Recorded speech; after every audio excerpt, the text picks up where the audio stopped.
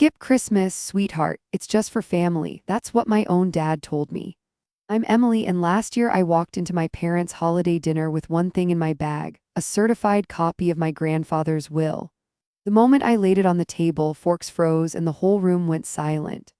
I thought I was just fighting for a seat, but what I uncovered was so much bigger. Secrets, favoritism, and money funneled behind my back. What would you have done if your family tried to erase you?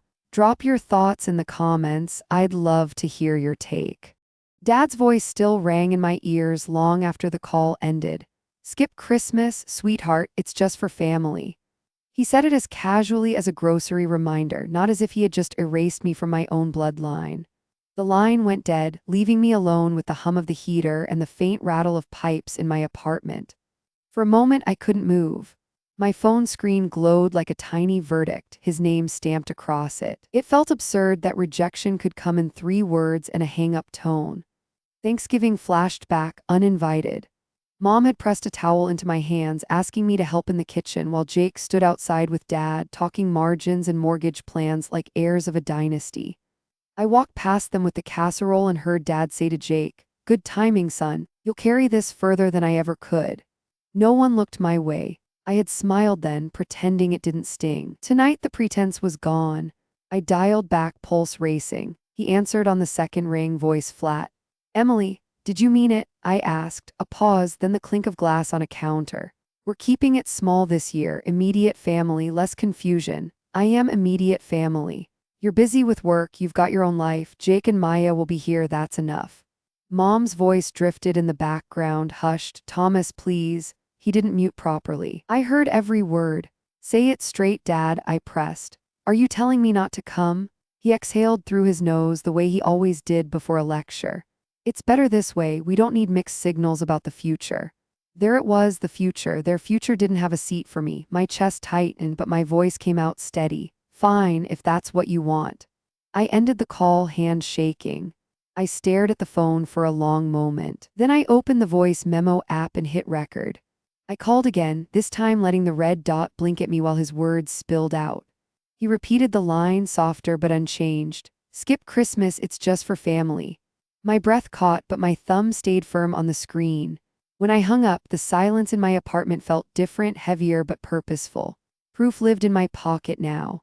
I pulled open the desk drawer and found the tote I used for work files. Inside was a sealed envelope from Grandpa's attorney, Mr. Collins. I had shoved it away after the funeral, too raw to face. The waxy seal was still intact. My hand hovered, but I didn't open it. Not yet. Timing mattered. For now, it would ride with me, a quiet witness. I added my HR commendation letter and a couple of pay stubs to the tote. They weren't weapons, but they told a story Dad refused to hear. Outside, neighbors were stringing lights across porches, laughter carrying on the frosty air. Their windows glowed warm, families clustered inside. I wrapped my coat tighter and whispered to the glass, to my reflection staring back at me. If I'm not family, then why do I hold the paper that proves otherwise? The heater kicked on again, a low groan like the house itself was weary. I placed the phone with the recording inside the tote, zipped it shut, and set it by the door. Dad thought his word was final. He didn't know I had started keeping receipts.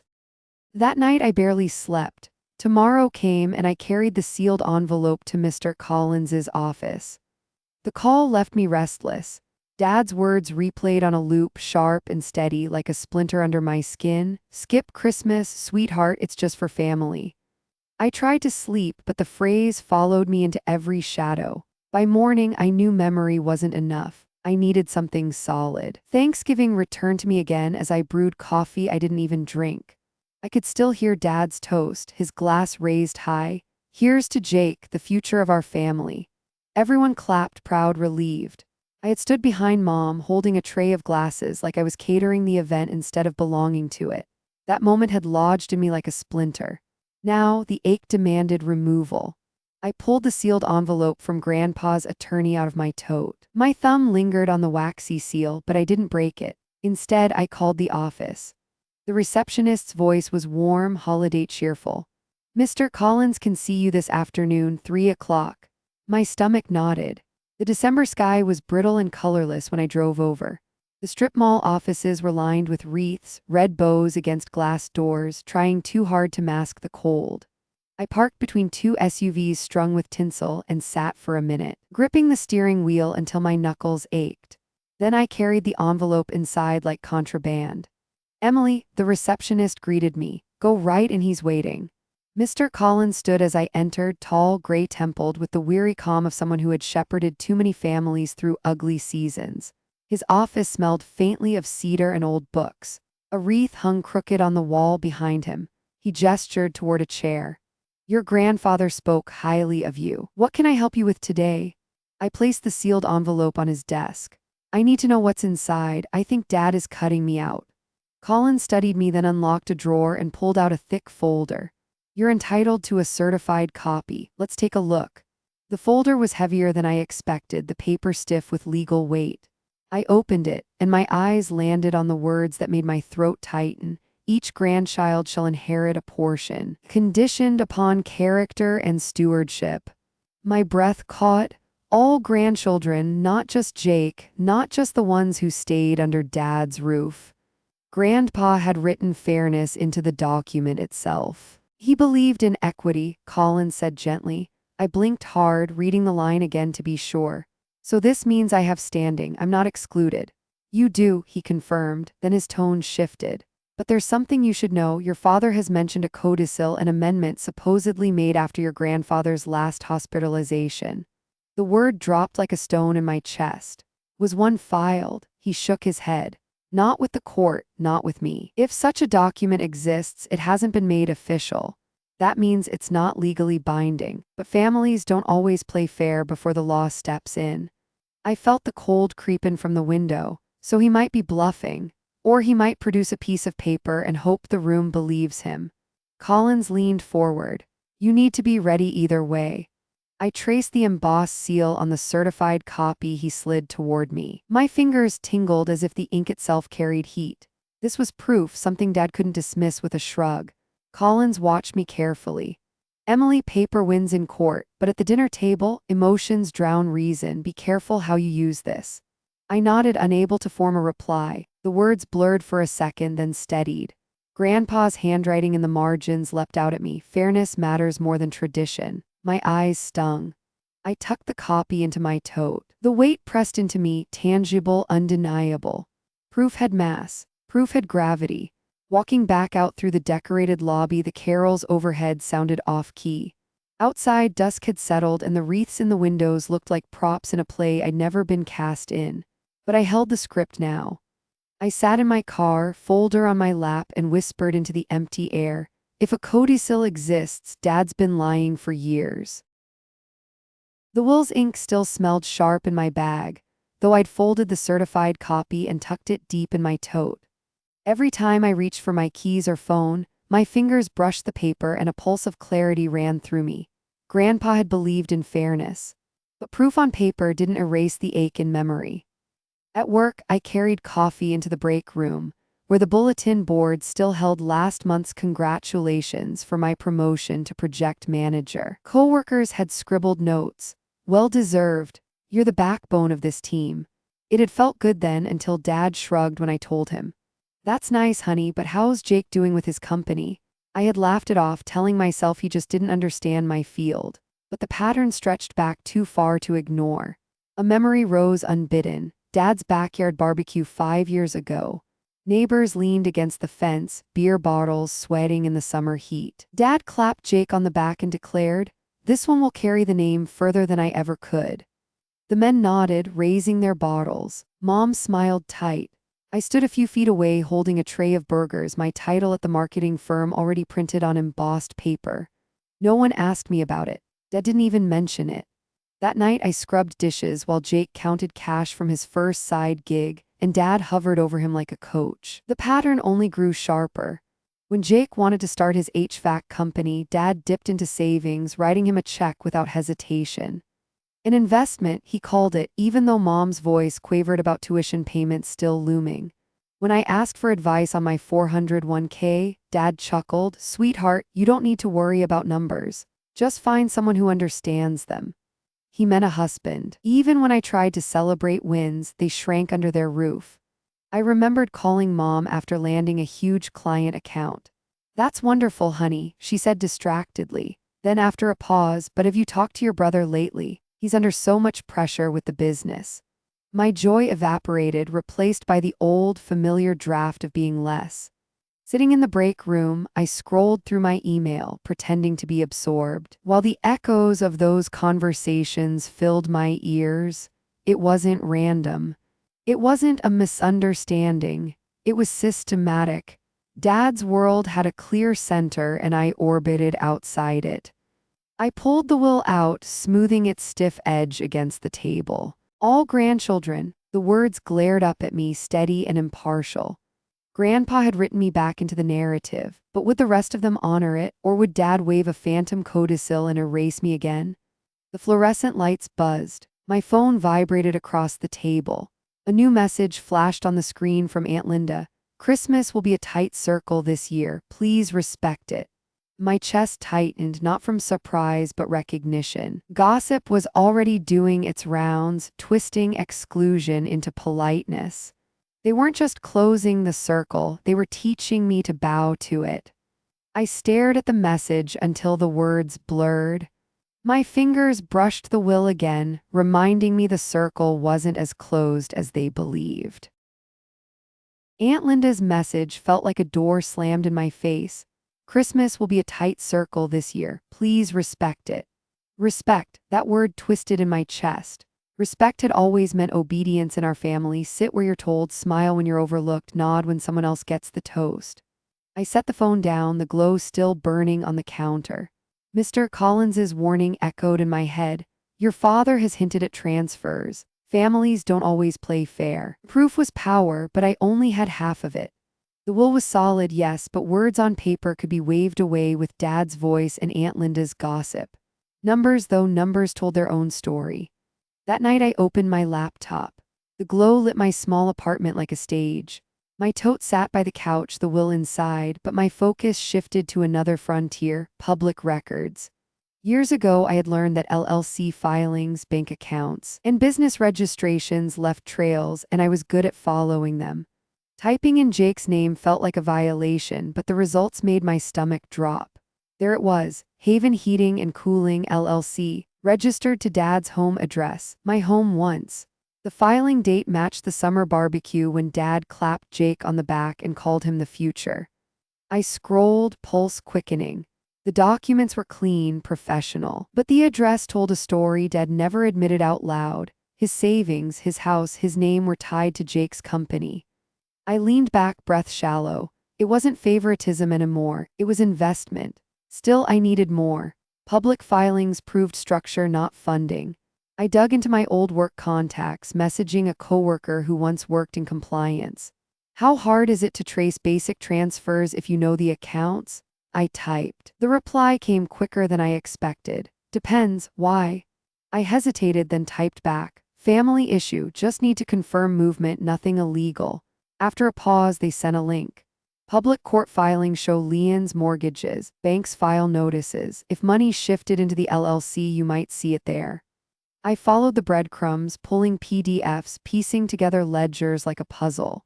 Then, buried in a set of quarterly statements, I saw it: a transfer from Dad's account, tens of thousands, into Haven Heating and Cooling. Not a loan, not a partnership. Just money moved. My hand covered my mouth. My heart hammered so loudly I worried the neighbors could hear. Scrolling further, more transfers appeared. Smaller but steady. Patterns lined up with Jake's expansion, new vans with the company logo, his flashy engagement party. All funded quietly, invisibly, with Dad's hand behind it. The giddiness hit first. Proof, actual proof, not just memories of slights, not whispers at dinners, but numbers, official and cold. Then terror followed, fast and heavy, because numbers were undeniable. If I had them, Dad would know I had them, and he wouldn't forgive me for holding evidence against his golden boy. I saved the documents, printing them slowly, one page at a time. The printer hummed like a secret ally in the dark. Each page slid out warm, stamped with lines that tied Dad's favoritism to Jake's bank account. I stacked them neatly, the weight growing. I imagined laying them on the dinner table, right next to the turkey, watching forks freeze midair.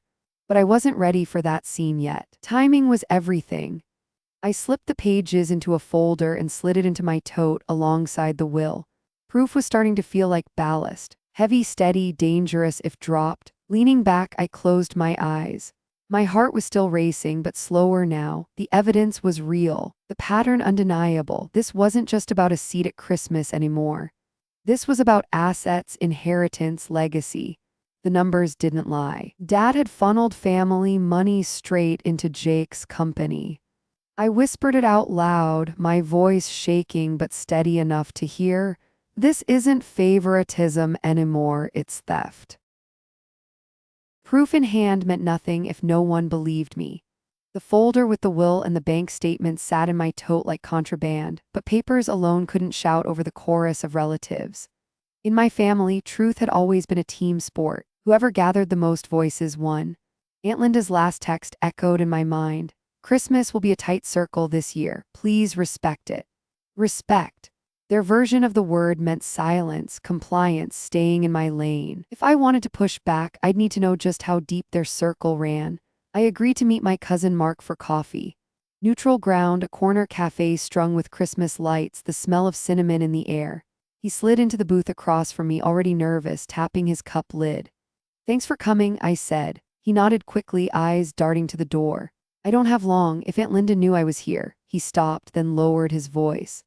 They've made a pact. I leaned forward. What kind of pact? To back your dad, no matter what. Uncle Robert, Aunt Linda, the cousins, everyone, they think if they show a united front, you'll drop it.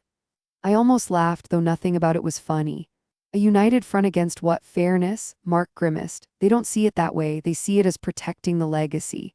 The business, the house, Jake carrying the name. They don't think you. He broke off. Don't think I what? I pushed. He met my eyes finally, guilt swimming there. Don't think you're committed. They say you live on your own planet, career, city, independence. They've convinced themselves you don't need it, that you don't even want it. I sat back, the cafe lights blurring, proof in hand, yet gossip already rewrote my story into something unrecognizable. Why are you telling me this? I asked. Mark hesitated, then shrugged. Because I don't think it's fair. And because I know you're not going to let this go. His phone buzzed. He winced, stood, muttered something about being late, and left me staring at the foam on my coffee. When I got back to my apartment, my phone blinked with a new voicemail. I pressed play. Hi, honey, it's Mom. Her voice was soft, almost rehearsed. I just want you to know we love you, but please don't stir trouble, not during the holidays. Your dad is under so much pressure. Just let it be. We'll talk later. Later. That word again, later, as in never. I sat on the couch, clutching the phone, listening to her message again. Don't stir trouble. As if truth were trouble, as if silence were peace. I looked at the folder on my coffee table. The will, the ledgers, the proof. My heart pounded with a rhythm I recognized. Choice. Stay silent and become the ghost they wanted me to be, or speak and risk tearing down the walls they built around Jake. The decision rose in me before I could overthink it. I wasn't going to let gossip define me or let Mom's soft plea box me in. Christmas Eve. That was the battlefield they had chosen. That was where the truth would land. I zipped the folder back into my tote, the sound sharp in the quiet room. If they want legacy, I whispered, they'll face the truth on Christmas Eve. December 23rd, the air smelled like pine and fear. My apartment was a maze of receipts, coffee cups, and stacks of paper I had pulled from public records. The wool was folded neatly in my tote, but now the folder of bank transfers sat beside it, heavier than its pages should allow. My cousin's warning echoed. They've made a pact, a united front. A pact meant whispers had already spread. A pact meant the room on Christmas Eve would not bend to feelings, no matter how sharp my words were. If I wanted the truth to stick, it had to come from more than me. That thought carried me back to Mr. Collins's office. The same strip mall, the same wreath drooping over the frosted glass. Inside, garlands still framed the receptionist's desk, though the cheer felt thinner. She looked up and smiled. He'll see you right away. I stepped into his office, and the scent of cedar polish grounded me. Mr. Collins stood, buttoning his jacket as if to mark the gravity of the visit. Emily, he said warmly, I didn't expect you back so soon. I found something, I said, sliding the folder onto his desk. He opened it carefully, adjusting his glasses as he scanned the pages. One eyebrow arched, then the other. Bank statements, transfers, I explained.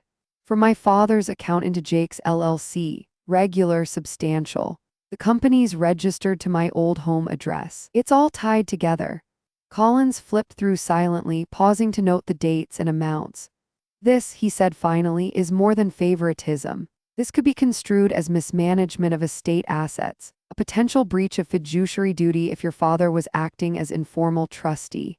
The words landed like stones on ice, legal, sharp, breaking something fragile. So I'm not crazy, I said quietly. He shook his head. Not in the least. These transfers suggest he diverted funds meant for all heirs. That's not just bad optics, it's actionable.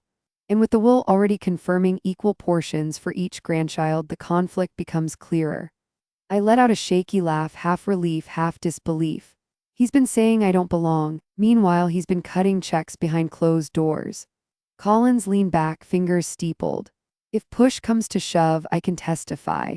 I can confirm the validity of the absence of any codicil and explain what these documents imply. I'd rather it not come to that. It will tear your family apart, but the law is the law. Something loosened in my chest. For weeks, I'd been carrying anger like a burden with no handle. Now, for the first time, I felt the weight shift. I wasn't alone. You'd really testify? I asked. If necessary, he said simply. But Emily, he paused until I looked up. Proof is strong, but presentation is stronger. If you storm in with rage, they'll paint you as emotional. If you walk in calm, precise, with documents and a clear voice, they can't dismiss you. I nodded, clutching the edge of the folder. His words landed the way Grandpa's had once, pragmatic but protective. We went over details, which pages showed the clearest evidence, which signatures tied Dad to the transfers, which dates aligned with the will's fairness clause. Collins highlighted them with a steady hand, then slid the folder back to me. Keep these safe. Don't wave them around until the moment matters. Timing, Emily, that's your greatest weapon. Outside, twilight settled early. I carried the folder pressed tight against me, the December air biting at my cheeks. Christmas lights blinked on in rows across the street, cheerful lies decorating quiet houses. My breath fogged in the air, heavy with certainty. Tomorrow was Christmas Eve. Tomorrow I'd walk into my parents' house, not as the invisible daughter, not as the afterthought, but armed with the will, the ledgers, and the law. I whispered to myself as I unlocked my car door, steady and low. Tomorrow, I walk into that house. Christmas Eve lights glowed across the street, gold and green, but none of them felt like they belonged to me. I parked a block away, clutching my tote with the folder inside. My hands were cold, but it wasn't the weather, it was the weight of what I was about to do. When I reached the front steps of my parents' house, the wreath on the door mocked me. Holly berries, red ribbon, picture-perfect suburb cheer. I could already hear the hum of conversation inside, the clink of glasses, the faint chords of a piano playlist Mom always used. For a moment, I considered turning around. Then I thought of the will's ink sharp in my bag. I knocked once and let myself in. Silence fell. Dozens of eyes turned, forks frozen in midair. My aunt's lips curled into a smile sharp enough to cut. Well, look who's here, she said. I thought guests weren't expected tonight. The word guests hit me like ice water. I took off my coat slowly, letting the silence expand. Merry Christmas, I said, forcing my voice steady. Mom appeared from the kitchen, her face pale, towel still in hand. Emily, she said softly, as if she'd seen a ghost. Dad cleared his throat. You weren't supposed to. I got the message, I interrupted. I just didn't accept it. The dining room was crowded, chairs pulled tight. At the head, Jake sat tall, already in conversation with Uncle Robert. Dad raised his glass. Let's keep things moving, he said briskly. Tonight is about family, about legacy. He turned toward Jake, his voice warming, to the one who will carry the name. The room erupted in applause. Even Mom clapped, though her eyes flickered nervously toward me. No one raised a glass in my direction. I felt myself shrink, like I had so many times before, until the weight of the folder in my bag reminded me I wasn't empty-handed. As plates of ham and potatoes passed, I reached for a chair. There wasn't one. My cousin mumbled, "We're short a seat," and Aunt Linda smirked. Guests don't know our prayer anyway. Laughter rippled, quick and cruel. My face burned. I steadied my breath, waiting for my hands to stop shaking. Then I set my toad on the table, unzipped it, and pulled out the folder. The chatter stumbled into silence. "This," I said, laying the certified copy flat in the center of the table, "says I'm not a guest." Dad's face hardened. "Emily," I ignored him. "Grandpa wrote it himself. All grandchildren inherit, conditioned on character and stewardship. That includes me."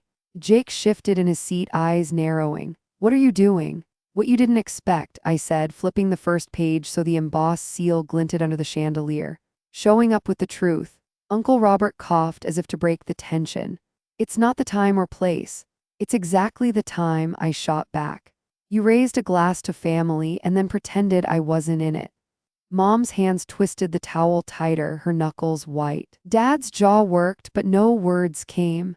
The weight of the room pressed in on me, every chair filled, every face calculating. I felt humiliation clawing at me, the echo of every holiday where my worth was measured and dismissed. But this time I had something heavier than shame. I tapped the document with my finger. "This paper says I'm family, whether you like it or not."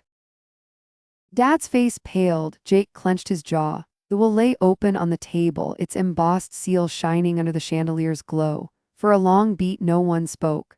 Then Dad pushed back his chair and stood, his voice sharp and practiced. "There was a codicil," he declared. "Your grandfather changed his mind before the end. This document," he tapped the page, "is outdated. Jake is the rightful heir, that's the truth." The relatives nodded in quick succession, a ripple of obedience. Aunt Linda murmured, "Of course, we all knew." I steadied my breathing, remembering Mr. Collins's calm voice. "There is no codicil, nothing filed, nothing valid." My hand slipped back into the tote. "Funny you say that," I said, pulling out a folded email, the attorney's letterhead printed clear as day. "Because Mr. Collins confirmed no codicil exists. Nothing was filed, nothing legal, nothing real." Gasps rustled around the table. Dad's face reddened, his voice rising. "Paperwork can be misplaced. Your grandfather wanted Jake to lead." "Then why didn't he write it?" I asked, sliding the email across the table.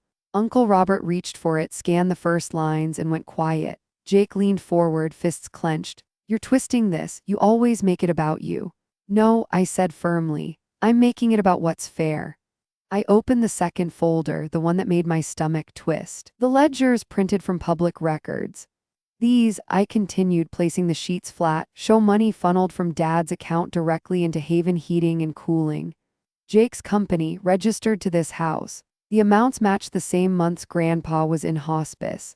The room stilled, the candlelight flickered, shadows bending across faces. Mom whispered, "Thomas," but he waved her off. "Business expenses," he said tightly. "Supporting my son's future. That's not theft. That's family investment." I shook my head. "Not when it's estate money, not when the will requires equal shares. You didn't invest in Jake, you stole from me, from Maya, from every grandchild named in that document." My aunt muttered, "She shouldn't air this here." "This is exactly where it belongs," I shot back. "At the table where you told me I wasn't family." Jake slammed his palm against the wood. "You don't get it. I'm the one staying, the one carrying the name. You left, and I didn't leave," I said quietly. "I was pushed out, and I recorded the proof." I pulled out my phone, pressed play. Dad's voice filled the room. "Skip Christmas, sweetheart, it's just for family. Jake and Maya will be here, that's enough." The words echoed, undeniable. Mom closed her eyes. My cousins shifted uncomfortably. Aunt Linda's smirk faltered. Dad's jaw slackened. "You recorded me. You erased me," I said. "I needed proof." The silence thickened until Mom spoke, her voice trembling. "Thomas, we can't win." The words cut deeper than any ledger. The pact cracked in real time. My mother, the quiet one, the peacemaker, finally said out loud what they all feared, that the paper, the numbers, the recording were heavier than their gossip. I looked around the table. Faces avoided mine. Forks rested, candles flickered, glasses sweated untouched. The air felt sharp, as if everyone had swallowed glass. The will sat in the center, pages spread open like scripture, my evidence laid out beside it. I could almost hear Grandpa's voice in the silence. "Fairness matters more than tradition." I sat back, heart pounding but steady. For once, I didn't feel smaller. The room was silent, eyes darting, the future uncertain. Silence bled into whispers, then arguments. The dining room had been a stage for the reveal, but now the den became the war room. Dad motioned everyone inside, away from the chandelier light and the table littered with evidence. His face was taut, the confident flush he carried all evening drained into something brittle. The den smelled faintly of pine cleaner and old leather. The fireplace crackled, logs popping sharp against the tension. I sat in an armchair near the corner, my tote resting by my feet like a loyal guard dog. Mom perched on the sofa, hands folded tightly in her lap. Jake stood behind Dad, jaw locked, the image of loyalty pressed into flesh. "You've embarrassed this family," Dad began, his voice low but carrying. "Dragging private matters into a holiday dinner. Do you understand what you've done?" "What I've done," I said calmly, "is remind everyone of the truth. Grandpa's will, the transfers, your own words. You try to erase me, I won't stay erased." Jake snapped. "You recorded him, that's betrayal." "No," I said, leaning forward, "that's survival, because every time I speak without proof you rewrite the story, now you can't." The room crackled with tension thicker than the fire. Aunt Linda muttered something about family image and Uncle Robert hushed her. The cousins kept their eyes low as if watching a floor show they hadn't bought tickets for. Dad paced, then stopped at the mantel. "You don't understand what gossip does in this town. People will talk." "They already are," I countered. "You've given them plenty." As if on cue, my phone buzzed. A text from a former neighbor: "Heard fireworks at your place. Everything okay?" Word had already leaked past these walls. The den wasn't a safe chamber, it was a sieve. Dad's eyes flickered when I glanced at the message. He knew what I knew. Suburb gossip spread faster than wildfire. Every whisper from this night would be at church by Sunday, in the grocery aisles by Monday. The argument circled until exhaustion replaced fury. Finally, Mom spoke, voice barely above the crackle of firewood. "Thomas, this can't go on. The documents are real. We need to settle it properly." Dad flinched at the word settle. Jake protested, but the cousins had gone quiet. The united front my cousin had warned me about was unraveling, thread by thread. I slid the folder onto the coffee table. "Review the will formally, with Collins, with the court if we have to, no more shadows. No more whispers, just truth." For the first time, Dad had no quick reply. His silence said more than his speeches ever had. The fire burned low. The relatives filed out one by one, muttering excuses about early mornings and long drives. The house grew quiet, save for the ticking clock and the sigh of the vents. At last, Dad sank into the armchair opposite mine. His hands rubbed over his face, shoulders sagging. "We'll review it," he said, voice heavy. "Formally." I stood, lifting my tote. "Good." The den smelled of smoke and something sour like pride burned down to ash. As I stepped into the cold night air, I exhaled a breath I hadn't realized I'd been holding. The houses down the block glittered with lights, windows glowing with curated joy. But behind curtains, whispers had already begun. My phone buzzed again with another neighbor's message. "Heard things got tense. Is it true?" I smiled faintly, not out of happiness but clarity. Silence was no longer their weapon. I walked out knowing it was mine. A year later, another Christmas came. The calendar said December, but for me the season began not with my parents' traditions, but with the smell of pine from the tree I bought myself, carried up 2 flights of stairs and decorated without anyone's approval. The lights blinked unevenly, strands purchased on sale, but when I plugged them in, my living room glowed like proof of survival. I set the table early that morning. 4 place settings, though only 2 would be used. The others weren't for guests, they were for possibility, for the reminder that I no longer begged for space. This time the seats were mine to give, not mine to chase. As the turkey roasted, I thought back to the year that had passed. After that night in the den, things unraveled quietly. Dad never apologized, never admitted fault, but he couldn't undo the documents. The will was reviewed formally, the transfers acknowledged. Jake's company survived, but the money trail had been forced into daylight.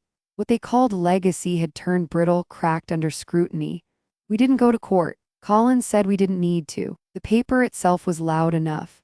Assets were split, small checks issued, legal words stamped. It wasn't about the dollar amounts, it was about recognition. Dad stopped calling altogether. His silence wasn't punishment anymore, it was distance, and distance I could live with. Jake walked past me once at the grocery store, his fiancée tugging his hand. He didn't look at me, that was fine too. Mom did look. Her first visit came in spring. She brought a potted plant for my balcony and fussed over where to set it, her voice trembling with small talk. She never mentioned Christmas Eve, never said she was sorry, but while she helped me hang curtains, she whispered, "You deserved better." That was her way of choosing a side, even if softly. Tonight she sat across from me, folding napkins into triangles. Her hands shook just enough to betray nerves, but her eyes carried something different, something like pride. "This feels like a real home, Emily," she said. "It is," I answered. We ate slowly, without speeches about legacy, without chairs going missing. She told me about yoga classes and noisy neighbors. I listened, grateful for details that had nothing to do with inheritance. When dessert came, pumpkin pie from the bakery down the street, I poured us both coffee. The quiet wrapped around us, not heavy but warm. I looked at my table, at the seats I had chosen, at the food I had made. Victory didn't taste like money or court rulings. It tasted like freedom.